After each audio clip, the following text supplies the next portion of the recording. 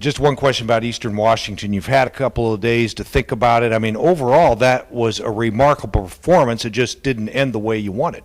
Yeah, I think we played extremely hard, and I think for large portions of the game we played extremely well. And, with 6 or 7 minutes left in the game, they were probably close to 380 yards below their season average on offense, and we were way above our season average on offense and in total control of the game, in my estimation. But against a team like that, you got to finish. And that's why they've won 3 conference championships, is they know how to rally back and believe that they can rally back. And we gave them opportunity to do it, but our effort throughout the game I thought was extraordinary. I think the feeling in the locker room was actually one of extreme disappointment. And I think today, when we were on the field this morning, I think it's a little bit more of anger, which is a good thing. I think that if they can focus the fact that they know now that we can do those things, is go on the road and beat a good quality opponent, because we really had them beat. We have to finish it. That still some good things can happen for us in 2015. But there's no question, we fight a 12-round championship fight, and we've gotten knocked around a little bit in the first 6 rounds. So we're going to have to come out extremely strong to finish the season strong. Now, did they not win something like 18 consecutive home games? Pretty sure that's correct. And I'm pretty sure that was definitely in jeopardy with 5 minutes. But it's, that's how they win. I think their crowd got into the game, and we allowed them to get a little bit of momentum, which helped them too. And we had our opportunities probably to put them away. And like I told our team, 2 things. 4th and 1 against Montana in Missoula, we made a stop and got our offensive ball back. A year ago against Montana State here, we're ahead by, a couple of points, and we get the ball back and we go the length of the field on offense and score a touchdown to actually put the game away. We had those opportunities to do it again.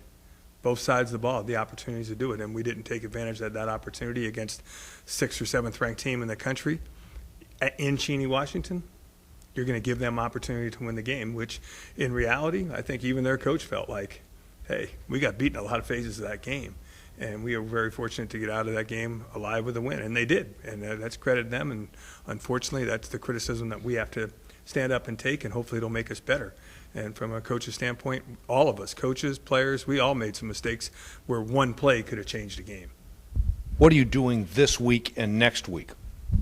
Well, number one, we got to get healthy. We got a lot of guys that are nicked up after that game. It's unfortunate, but and especially with concussion rules and things like that, they're going to take 6 or 7 days to get guys back, and we had 3.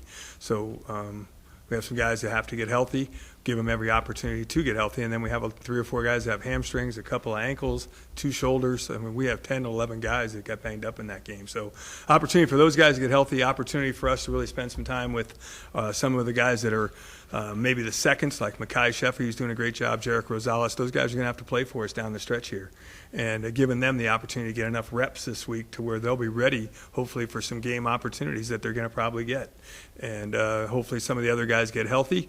And it gives us 3 days ahead of plan on Portland State. We're not going to put the entire game plan in, but we're going to get a really strong head start on Tuesday, Wednesday, and Thursday, and hopefully give them a couple of days off to regroup and where we are in the season, and maybe reestablish some goals that hopefully they can attain in the last 5 weeks of the season. I heard you interviewed in Portland on Portland radio, and I know that they really think the world of you in Portland. What do you think of the Portland State Vikings? Well, I've sent a couple of emails to the head coach and to the sports information director, making sure that they got my congratulations. That program was desperately in need of what's going on there right now. I think that, I put 14 years of my life there, and I still, feel that, there's some things there that I love, the people I met and things like that. But most importantly, for young people to play the game and have the opportunity to play the game the way that they're playing it right now, I think that that's going to help Coach Bruce Barnum, who's done a great job in solidifying the program and its future. And I really think that they needed to have some type of a year that they're having right now. So I congratulate them, and I feel good for them. Not so much next week, let's put it that way. Then they become that other team, and they are the opponent. But I will have a lot of respect for how they've played so far this year. So they're going to be a challenging opponent. Oh, there's no question. I think right now when you beat Washington State, and we know that Washington State just beat Oregon. North Texas probably isn't the greatest team in the world, but they still have 85 scholarships. And you have to go there and play them, and to beat them like they beat them. They're playing with a tremendous amount of confidence right now, which sometimes can take your team a long way, and a belief in what they're doing, and I think they're doing it extremely well. They're probably the best defense in the Big Sky. So we're going to have our hands full as far as making sure that we get our operation running the way we need our operation to run, so that we can do the things that we like to do on offense, because right now their strength is probably on the defensive side of the ball. That, and they've been making a lot of plays and really improving on the offensive side of the ball as the years progressed. So would you say then that because they're so strong on defense, what you're working on this week is really going to be improving your offense and making sure that you're on that? Well, right now, I don't know. Our offense can improve somewhat, but in the last couple of games, we're averaging over 500 yards rushing, which is pretty much unheard of. And I don't care what offense you're running; that's a lot of offensive yards to run the ball. And the time of possession is ridiculously in our favor. First downs ridiculously in our favor. Those are all things we want to continue to do. So we're practicing to make sure that we can continue to do those things. And for both teams on last Saturday, people don't get it, but for both teams, that win played a major factor in some of the decisions we made as far as what we did on offense. And fortunately for us, we were able to run the ball as well as we did. And for them, we did a good job on Cooper Kupp, the leading receiver in the United States. And the 2 times they threw it to him deep, the ball was overthrown because the wind was about, it's tough for a quarterback to gauge how to throw the ball with the wind. Everybody thinks, against the wind's hard. Yep. But when you're that guy and 6'4" and 220 pounds, he can he can throw the 10 and 12-yard balls.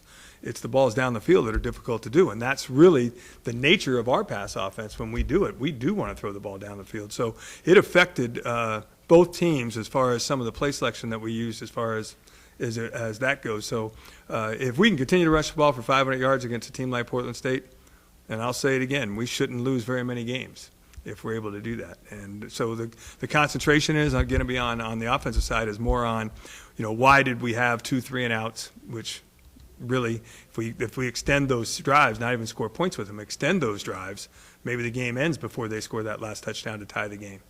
And then on defense, making sure that we try to shore up any hurry-up offense that we play against, and making sure that we keep the ball in front of us and keep the ball out of the end zone, which really, when we were on our big streak last year when we won some games, what we did really well is we made teams kick field goals. And right now, teams are scoring touchdowns, and that's really the difference that a year can make. So Portland's going to be tough, but you definitely think that it's something the team and its mindset right now will be able to handle? I'm looking forward to how they're going to come out on Monday, and I'm really looking forward to seeing. I wish we could play today, because I think we were ready to play today mentally. Physically, we're too beat up to play, but I think mentally and emotionally, I think we want to play. I think we want to get on with it, and I think we want to fight the fight for the long term and see what happens. And a lot of people can you can make your evaluation of where we are. That's fine. Let's make a final evaluation where we are 6 weeks from now, and let's start with how we play against Portland State, and that's kind of the message we gave our team.